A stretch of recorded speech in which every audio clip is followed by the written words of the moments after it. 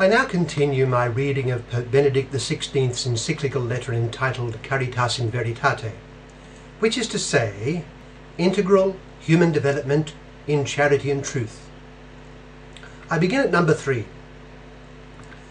Through this close link with truth, charity can be recognized as an authentic expression of humanity and as an element of fundamental importance in human relations, including those of a public nature. Only in truth does charity shine forth. Only in truth can charity be authentically lived. Truth is the light that gives meaning and value to charity. That light is both the light of reason and the light of faith, through which the intellect attains to the natural and supernatural truth of charity. It grasps its meaning as gift, as acceptance, and as communion. Without truth, charity degenerates into sentimentality. Love becomes an empty shell, to be filled in an arbitrary way. In a culture without truth, this is the fatal risk facing love. It falls prey to contingent, subjective emotions and opinions, and the word love is abused and distorted to the point where it comes to mean the opposite. Truth frees charity from the constraints of an emotionalism that deprives it of relational and social content, and of a fideism that deprives it of human and universal breathing space. In the truth, charity reflects the personal yet public dimension of faith in the God of the Bible, who is both agape and logos, charity and truth, love and word. Number 4. Because it is filled with truth, charity can be understood in the abundance of its values. It can be shared and communicated. Truth, in fact, is logos, which creates dialogos, and hence communication and communion. Truth, by enabling men and women to let go of their subjective opinions and impressions, allows them to move beyond cultural and historical limitations and to come together in the assessment of the value and substance of things. Truth opens and unites our minds in the logos of love. This is the Christian proclamation and testimony of charity.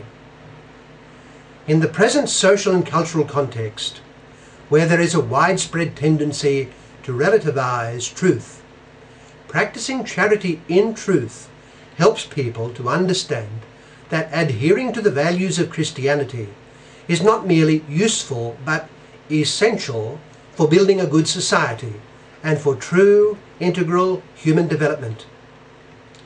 A Christianity of charity without truth would be more or less interchangeable with a pool of good sentiments, helpful for social cohesion, but of little relevance.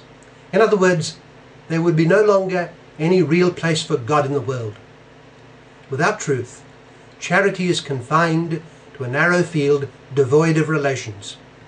It is excluded from the plans and processes of promoting human development of universal range, in dialogue between knowledge and praxis.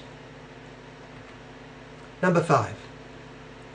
Charity is love received and given. It is grace, charis. Its source is the wellspring of the Father's love for the Son in the Holy Spirit. Love comes down to us from the Son.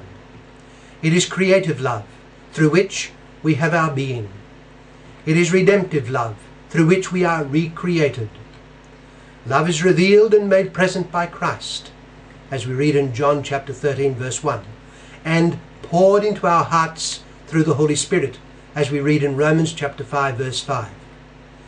As the objects of God's love, men and women become subjects of charity. They are called to make themselves instruments of grace, so as to pour forth God's charity and to weave networks of charity. This dynamic of charity, received and given, is what gives to the Church's social teaching, which gives rise, to the Church's social teaching, which is Caritas In Veritate in Re Sociali. In other words, the proclamation of the truth of Christ's love in society. This doctrine is a service to charity, but its locus is truth.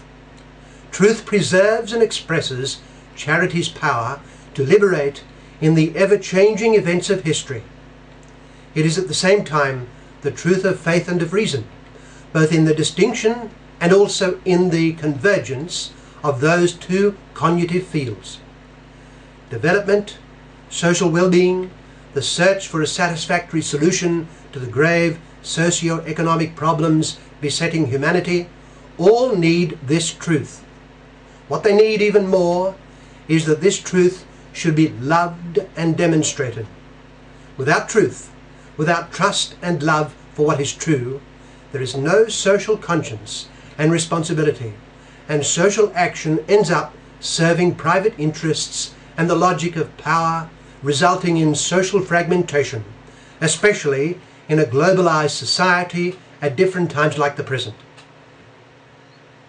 My next reading of this encyclical will begin at number 6.